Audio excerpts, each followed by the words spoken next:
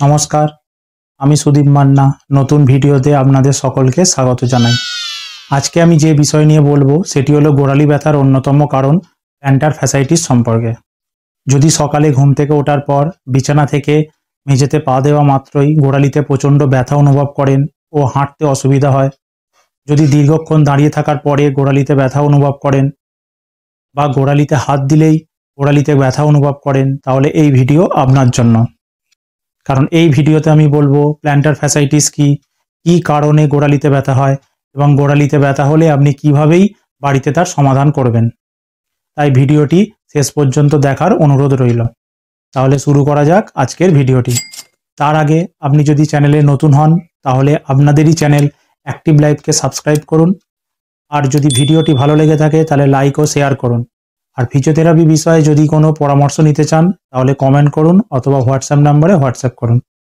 এবার আসি planter fasciitis কি।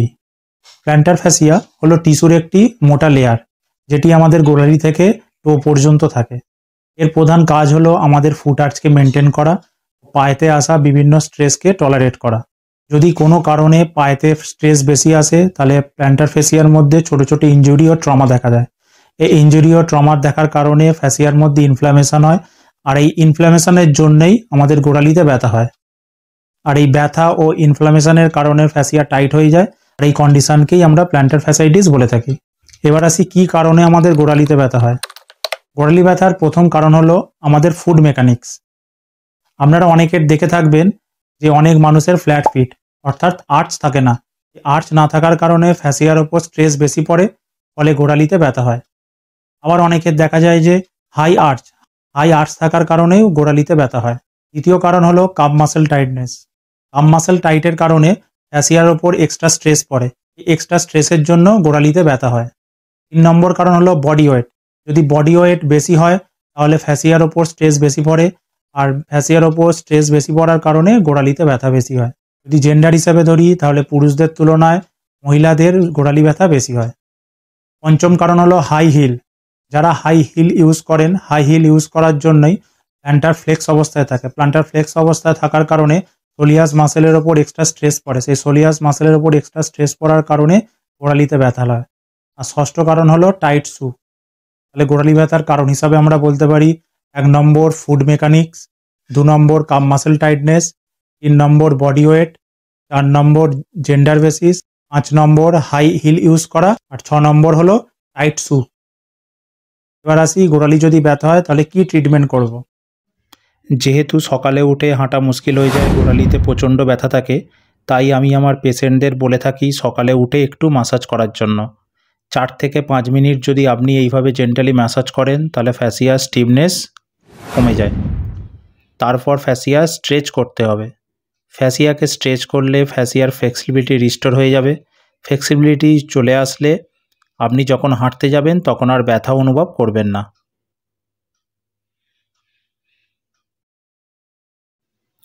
হিল পেনের একটি বড় কারণ হলো calf muscle stiffness. Calf muscle দুটি মাসেল দিয়ে তৈরি হয়, একটি হলো গ্যাস্ট্রোকেনিমিয়াস আর একটি হলো সোলিয়াস। আমি এই 2 মাসেলের স্ট্রেচিং এক্সারসাইজ দেখাবো। এই 2 স্ট্রেচিং ভালো করে দেখুন ও শিখুন। এই 2 এক্সারসাইজ করলে আপনার কাপ মাসেলের স্টিফনেস কমে যাবে। এই মাসেলের স্ট্রেচিং করার জন্য লং সিটিংয়ে বসে একটি টাওয়েল দিয়ে পাতার নিচের অংশে রেখে টানুন। একটা টান অনুভব করবেন। টান অনুভব করলে 8 থেকে 10 সেকেন্ড ধরে রাখুন ও ছাড়ুন। এইভাবে 4 থেকে 6 বার করতে হবে, দিনে 3 থেকে 4 বার। এতে কাপ মাসেলের স্টিফনেস কমে যাবে। এবার আমি সোলিয়াস মাসেলের স্ট্রেচিং দেখাবো। এবার লক্ষ্য করুন হাঁটু সামান্য ভাঁজ করে টাওয়েল দিয়ে পাকে টানছি। 6 থেকে 10 সেকেন্ড ধরে রাখুন ও ছাড়ুন। এইভাবে 4 থেকে 6 বার করুন, দিনে 3 থেকে 4 বার। এতে আপনার সোলিয়াস মাসেল রিলিজ হয়ে যাবে। ফুট পেনের একটি বড় কারণ হলো ইন্ট্রিনসিক মাসেলের উইকনেস। এই মাসেলের উইকনেসের জন্য ফ্যাসিয়ার ওপর চাপ পড়ে। চলুন এবার দেখব কিভাবে ইন্ট্রিনসিক মাসেলকে স্ট্রং করা যায়। একটি টাওয়েলকে নিচে রেখে আঙুলের সাহায্যে টাওয়েলটিকে রোল করার চেষ্টা করুন। 10 থেকে 12 বার করতে হবে, দিনে 3 থেকে 4 বার। এতে ফুট মাসেলের স্ট্রেংথ বাড়বে এবং ফ্যাসিয়ার ওপর স্ট্রেচ কমবে। পরের এক্সারসাইজ হলো আইস বটল মাসাজ। একটি হাফ লিটার বটলের ভেতর জল ভরে তাকে ফ্রিজ করে দিনে 2 বার 10 থেকে 12 মিনিট মাসাজ করুন। এইভাবে জেন্টলি রোল করুন, এতে ইনফ্লামেশন কমে যাবে ও ব্যথা কমে যাবে।